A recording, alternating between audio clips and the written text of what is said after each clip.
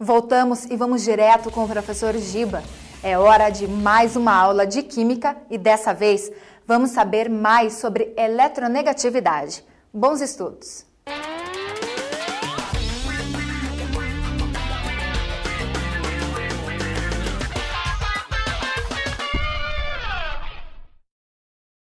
Eu vou começar falando da eletronegatividade.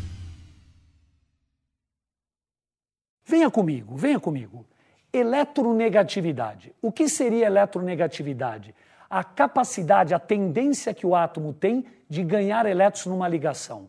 Então vamos lá. A eletronegatividade, ela aumenta no mesmo período da esquerda para a direita e numa mesma família de baixo para cima, família ou grupo. Venha comigo um pouquinho, venha comigo. O elemento mais eletronegativo de todos é o flúor. O flúor tem maior avidez por elétrons, ele puxa os elétrons. Então, de todos os elementos da tabela, o flúor é o mais eletronegativo. E quais seriam os outros também de alta eletronegatividade? Flúor, oxigênio, nitrogênio, cloro. Vamos olhar a escala que foi feita por Linus Pauling, a escala de eletronegatividade. Ele atribuiu o valor 4 ao flúor. E vamos olhar os outros? O flúor tem o valor 4, o oxigênio 3,5, nitrogênio 3, cloro 3. Peguei alguns, estou pulando outros aí. O enxofre 2,5, carbono 2,5, o hidrogênio, que é tão importante, 2,1, e o sódio, gente, o sódio, ele é um metal alcalino, ele quer perder elétrons, ele não está muito afim de elétrons, então a sua eletronegatividade é bem baixa. Variação de eletronegatividade, diferença de eletronegatividade. Vamos dar uma olhadinha, vou chamar de delta. Polaridade das ligações. Vamos observar as duas coisas. Eu vou chamar de ΔE a diferença de eletronegatividade e a polaridade das ligações eu vou analisar.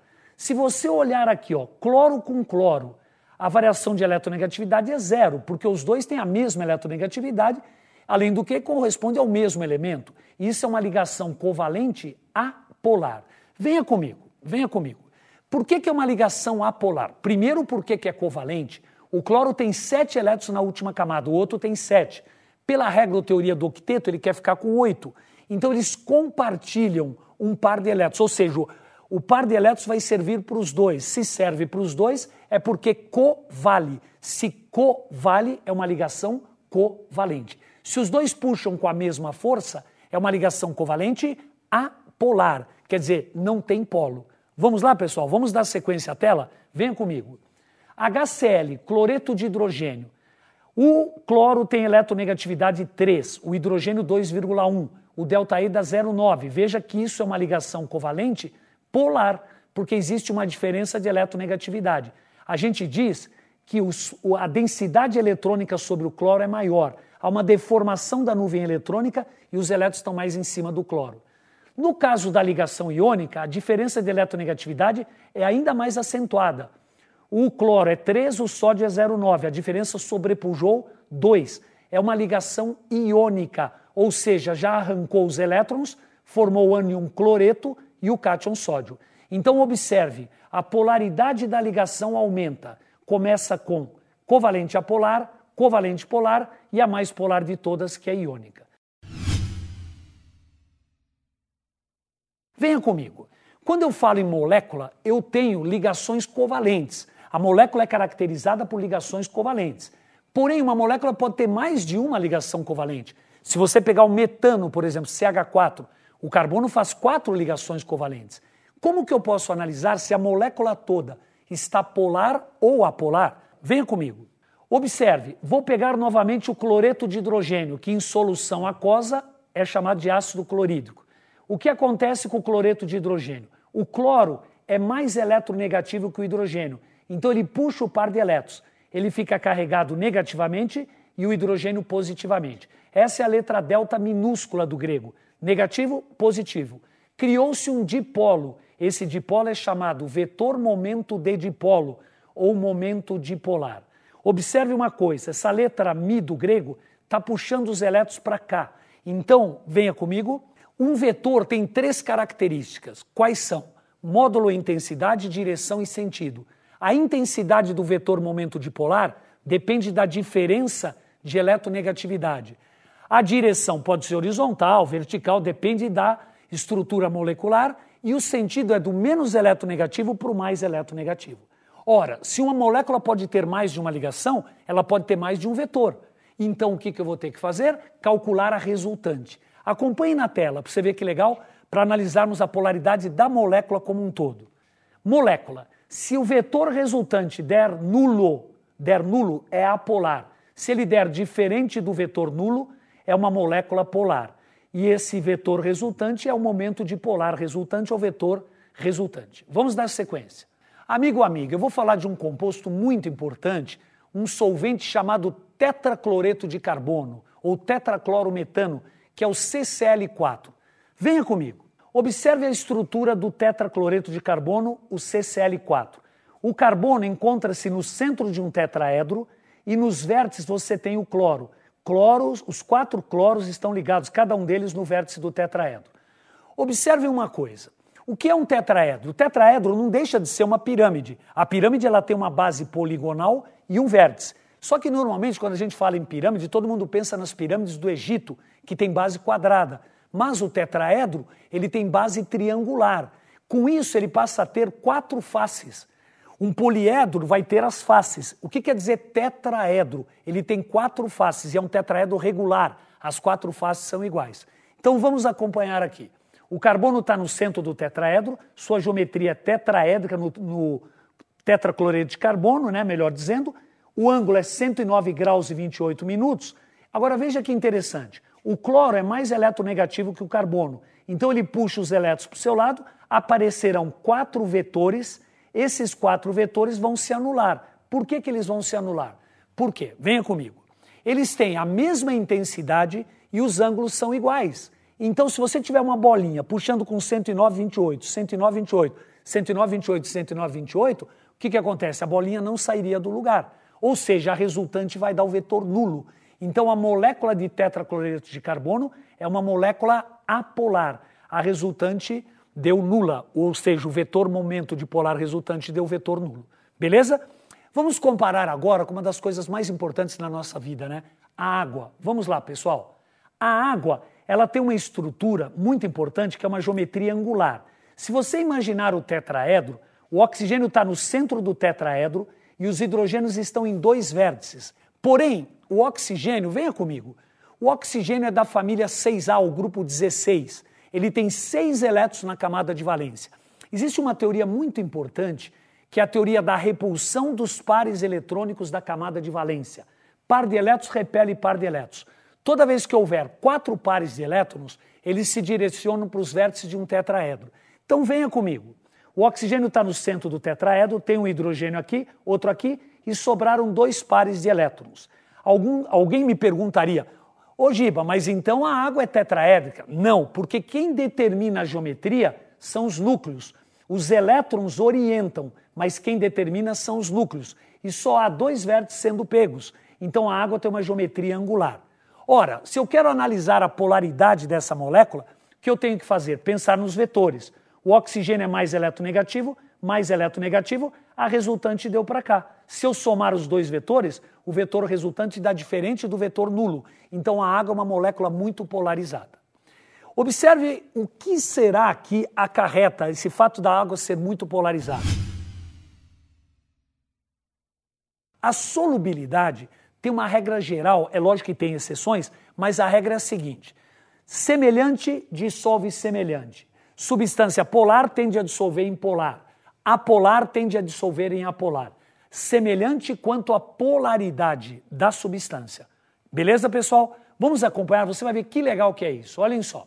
Eu vou pegar o benzeno C6H6, e vou misturar com outro líquido que é o tetracloreto de carbono. Veja, o benzeno é apolar, o tetracloreto é apolar. Eles vão dar uma mistura homogênea, ou seja, uma fase apenas. Se eu misturar água líquida com tetracloreto de carbono, o que acontece? A água é polar, o tetracloreto é apolar. Vão surgir 2 fases. Eles formam uma mistura heterogênea. Hétero vem de diferente. Ou seja, a água fica em cima, o tetracloreto fica embaixo. Acompanhe comigo. Por que o tetracloreto fica embaixo? Porque ele é mais denso. A densidade tem a ver com a relação massa-volume. Se ele é mais compactado, ele é mais denso, ele fica embaixo. Aí o aluno bom vai falar, peraí, Giba, Mas se os dois são incolores, não dá para ver onde está a superfície de separação. Dá para ver sim. Por quê? Você consegue ver o fio que separa os dois, porque a densidade é diferente e dá para perceber essa superfície. Então, voltando à tela, aqui nós temos duas fases. A fase do tetracloreto, que é mais denso, e a fase da água líquida, uma mistura heterogênea bifásica. Se eu tentar juntar água com benzeno, benzeno é apolar, a água é polar. Então o que acontece? Novamente não vai haver o quê? A miscibilidade, a solubilidade. A água não vai ser solúvel no benzeno. O benzeno é menos denso que a água, ele fica em cima, a água fica embaixo por ser mais densa. Uma mistura heterogênea bifásica, duas fases. Amigo, amiga, vamos falar da solubilidade em água de quem? Do sal de cozinha e do etanol. Observe, o sal de cozinha NaCl é um composto iônico. Se ele é um composto iônico, ele é polar. E a água é polar. Então, logicamente, desde que haja uma quantidade pequena, né, tem um limite para dissolver, o que acontece? Dá para dissolver o sal de cozinha na água, porque semelhante dissolve semelhante. Agora, o etanol, ele tem, ou o álcool etílico, a cadeia carbônica é constituída de 2 carbonos e tem um OH ligado ao carbono. Esse OH tem uma grande diferença de eletronegatividade, dá uma alta polaridade. Como a cadeia carbônica, que tem um caráter apolar, é pequena, a grande influência do álcool, ele puxa para o lado do quê? Da polaridade. Então o etanol, ele é miscível em água em qualquer proporção. Beleza, pessoal? Então o etanol, ele dissolve muito bem na água. Vamos acompanhar a tela? Observe, sal de cozinha com água, polar, desde que haja uma quantidade não exacerbada, porque senão pode formar um corpo de fundo, mas ele é solúvel em água. O etanol também, ele é polar, a água é polar, ele é solúvel em água, formam misturas homogêneas. Beleza? Ligações de hidrogênio, pontes de hidrogênio ou ligações de hidrogênio. São moléculas que apresentam átomo de hidrogênio ligado a flúor, oxigênio ou nitrogênio. Venha comigo. Quais são os 3 elementos mais eletronegativos, que puxam os elétrons com maior intensidade? Flúor, oxigênio, nitrogênio. Ora, se uma molécula tiver, como a água, oxigênio e hidrogênio, existe uma grande diferença de eletronegatividade. O oxigênio vai estar muito polarizado negativamente e os hidrogênios positivamente. Com isso, vai haver uma atração entre as moléculas de água, tanto no estado sólido quanto no estado líquido. Essa atração muito intensa é chamada de pontes de hidrogênio, ou melhor, ligações de hidrogênio. Agora, muito cuidado, porque essas ligações são ligações intermoleculares entre as moléculas. Então, quando eu falo ligações de hidrogênio intermoleculares, na verdade não está retratando a ligação entre 2 hidrogênios, mas entre o hidrogênio de uma molécula e um elemento muito eletronegativo da outra, que no caso da água é o oxigênio. Beleza? Vamos ver na tela, pessoal? Acompanhem comigo. A água está polarizada negativamente com o oxigênio e positivamente com os hidrogênios. A água é uma molécula muito polar. O que acontece? O oxigênio que está negativo vai ser atraído pelo hidrogênio que está positivo. Por quê? Porque o oxigênio está puxando os elétrons do hidrogênio. A hora que o hidrogênio começa a ficar sem elétrons, ele percebe a existência de 2 elétrons aqui e ele vem em busca desses elétrons. Consequentemente, as moléculas de água vão se unindo fortemente. Essas atrações que eu representei com 3 pontinhos são as ligações de hidrogênio ou pontes de hidrogênio. Pessoal, veja que coisa incrível. Você vai pular do trampolim, cai de barriga, sai com um baita vergão na barriga. Por que tudo vermelho? Porque a água, por fazer pontes de hidrogênio, a atração entre suas moléculas é tão intensa que tem uma tensão superficial muito grande e é muito difícil de romper. Tem insetos que andam sobre a água e se você cair de barriga, você vai se machucar. Beleza, pessoal?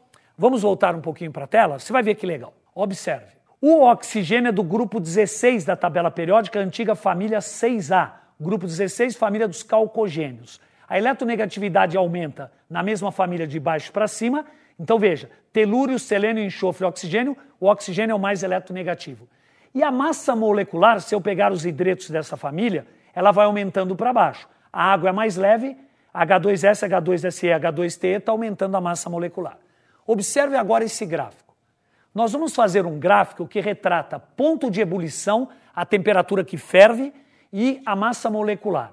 Se você for analisar o H2S, H2SE, H2TE, Conforme vai aumentando a massa, vai aumentando o ponto de ebulição.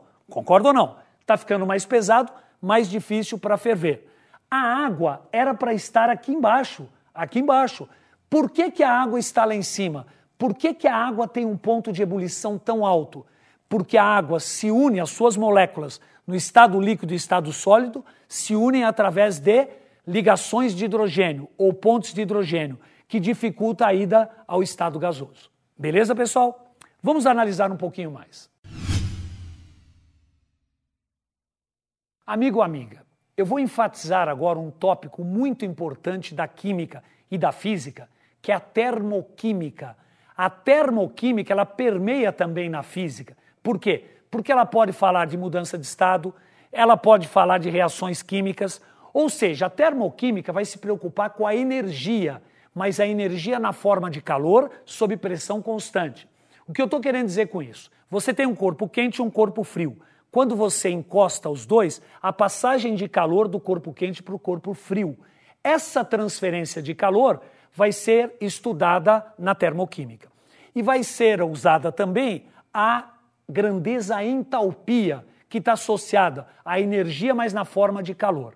Então vamos observar a importância da termoquímica no mundo que nos cerca. Vamos lá, pessoal? Vem à tela, por favor. Observe uma coisa. A entalpia é representada pela letra H. O que se mede na prática, é muito difícil medir a entalpia. O que se mede através do calorímetro é o ΔH. Você não vai medir a entalpia, você vai medir o ΔH, o calor liberado ou absorvido, que pode ser calculado assim, final menos inicial. Veja que gráfico incrível. Eu tenho no eixo das abscissas caminho da reação. Eu tenho no eixo das ordenadas a entalpia, a energia em quilojoule. Por que caminho da reação? Porque os reagentes vão se transformando em produtos. Ora, a entalpia inicial é 2. Eu dei um valor 2 aqui para os reagentes. E a entalpia final dos produtos é 10. Se você for observar o ΔH, é final menos inicial. Como que eu calcularia? 10 menos 2, o ΔH vai dar 8. Esse processo é um processo endotérmico. Venha comigo. O que é um processo endotérmico? Endo é para dentro, exo é para fora. Então veja, o processo endotérmico é aquele que ocorre com absorção de calor. Aliás, falando até da física, se você pegar um fenômeno físico, você joga éter na pele e você sente frio. Por que você sente frio? Porque o éter rouba calor da tua pele para vaporizar. E a hora que ele absorve esse calor é um processo endotérmico. Você sai do banho, você sente frio, teu corpo está molhado. Na hora que antes de você se secar, você já sente frio. Por quê? Porque a água líquida rouba calor das vizinhanças para vaporizar e você tem a sensação de frio. Beleza, pessoal? Vamos então analisar os valores. O ΔH deu mais 8. Se a energia dos produtos é maior do que a energia dos reagentes, houve uma absorção de calor. O processo é endotérmico. Esse gráfico pode ser representado de 3 maneiras. Primeira equação, ΔH mais 8. Outra maneira de escrever, o reagente estava com 2 kJ. Ele absorveu 8, chegou no 10. No valor do R é 2, no valor do P é 10. Observe a igualdade, o balanço energético. 2 mais 8, 10 é igual a 10. E aí virou matemática, né? Dá para eu pegar esse mais 8 e jogar para cá. Então vai ficar aqui 2 é igual a 10 menos 8. Essas 3 notações são usadas e o gráfico também. Você tem que ficar esperto para perceber qual delas que o simulado ou vestibular está pedindo. Vamos enfatizar agora uma reação exotérmica, o contrário. Começa em cima, termina embaixo. Aqui é o reagente, aqui é o produto e aqui é o caminho da reação. A reação se iniciou com 10 e terminou com 3. O ΔH, quanto você andou daqui até aqui? Andou 7 para baixo. O ΔH é menos 7. É uma reação exotérmica. Por exemplo, você está do lado da lareira e está com frio, aqui em Curitiba faz muito frio, você está com frio e queima a lenha. Toda reação de queima de lenha, combustões de álcool, né, de gasolina, libera calor. É um processo exotérmico. Se libera calor, você se sente aquecido. Então, as reações de combustão são reações exotérmicas. Elas liberam calor para o meio ambiente. Queima do álcool, queima da gasolina, queima do papel, queima da madeira. Vamos analisar o gráfico e as equações. Vamos lá. Se o ΔH é negativo, é um processo, uma reação exotérmica. Como que eu posso representá-la? R dando P, ΔH menos 7. Mas eu posso falar também assim, o reagente estava com 10 de energia. Quando se transformou em produto, ficou com 3. E ele liberou para o meio ambiente 7 kJ. Observe que se eu pensar em matemática, eu posso pegar esse mais 7 e jogar para cá. 10 menos 7, que dá 3, é igual a 3.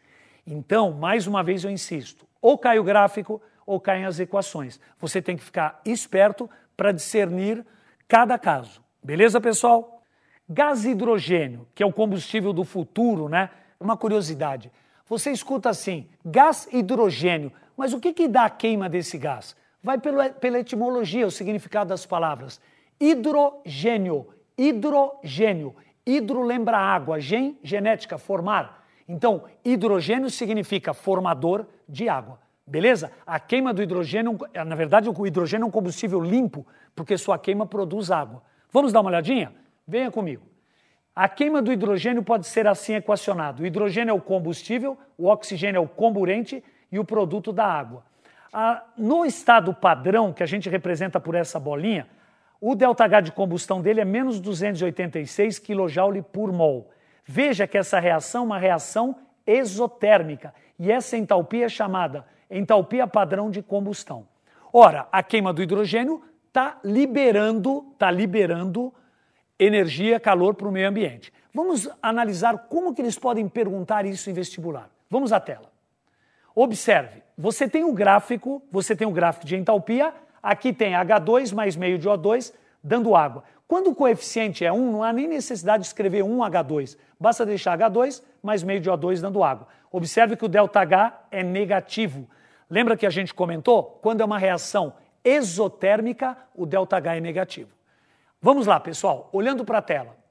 Olha que exemplo legal, uma questão muito boa, não só para o simulado que vocês vão fazer, como para o Enem também. Qual o calor liberado na combustão de 20 gramas de gás hidrogênio no estado padrão? Dada a massa molar do gás hidrogênio, 2 gramas por mol. Ou 2 gramas vezes mol a menos 1. Você pode escrever gramas por mol ou grama vezes mol a menos 1. A equação que representa a combustão do gás hidrogênio no estado padrão é H2 mais meio de O2 dando água e o ΔH menos 286 kJ por mol. Então vamos lá. 1 mol, massa molar é 2 gramas. 1 mol equivale a 2 gramas. 2 gramas liberam 286 kJ. Por que eu coloquei o M entre parênteses? Porque se eu falar 1 mol, libera. 2 gramas liberam 286 kJ. Ora, eu estou querendo queimar 20 gramas. Vão liberar quanto? Um simples cálculo estequiométrico, daqui para cá multiplicou por 10, daqui para cá multiplicou por 10. Então a queima de 20 gramas de gás de hidrogênio vai liberar 2.860 kJ. Beleza, pessoal? Amiga, amigo, nós falamos da importância do gás de hidrogênio como combustível. O gás de hidrogênio é o combustível, o oxigênio é o comburente e o produto é a água. Beleza? Daí o nome hidrogênio. Falando um pouquinho de outros gases, como que eu posso relacionar a densidade dos gases? Por que um balão de festa junina sobe? Como funciona isso? Vamos acompanhar a tela? Eu vou falar da equação de estado dos gases perfeitos, conhecida por muitos, né, como equação de Clapeyron. Vamos à tela, pessoal? Venha comigo. PV igual a nRT. P é pressão, V volume, N é a quantidade de mols, que é a massa em gramas pela massa molar, o R é a constante universal dos gases e o T é a temperatura. Ora, densidade é massa pelo volume. Se eu tentar isolar, no lugar do N eu ponho M sobremão, eu isolo M sobre V, eu chego na seguinte dedução. M sobre V é PM sobre RT. Então a densidade absoluta de um gás é pressão vezes a massa molar dividido pelo R por T. E o que é densidade relativa? Eu vou comparar dois gases nas mesmas condições de temperatura e pressão. Então, venha comigo. Densidade de A em relação a B é a densidade do A dividido pela densidade do B. Ora, densidade é PM sobre RT e PM sobre RT. Ou seja, a pressão é a mesma, porque estão nas mesmas condições, a temperatura e o R são iguais. O que sobrou, massa molar do A pela massa molar do B. Então não esqueça, densidade do A em relação ao B é massa molar do A pela massa molar do B. Observe a outra tela. Densidade de um gás X em relação ao ar seria a massa molar do X pela massa molar do ar, que seria massa molar do X por 28,9. Venha comigo. Como que o ar é 28,9? O que tem no ar? O que está em maior quantidade no ar é o nitrogênio, N2, que tem massa molar 28. Depois vem o oxigênio, que é O2, com massa molar 32. Se eu fizer uma média ponderada, a massa molar do ar deve estar entre 28 e 32, mais para o lado de 28, porque tem mais nitrogênio. O ar tem nitrogênio e oxigênio. 78% do volume do ar é nitrogênio, 21% oxigênio. A massa molar do nitrogênio é 28, do oxigênio é 32. Ora, se eu fizer uma média ponderada, ela está dando mais próxima do 28. E a massa molar do ar é 28,9. Então, se você quiser calcular a densidade de um gás X em relação ao ar, é só pegar a massa molar do X e dividir por 28,9. Pessoal, vamos dar dois exemplos, que nós falamos de densidade relativa e em relação ao ar, que não deixa de ser uma densidade relativa. Vamos lá?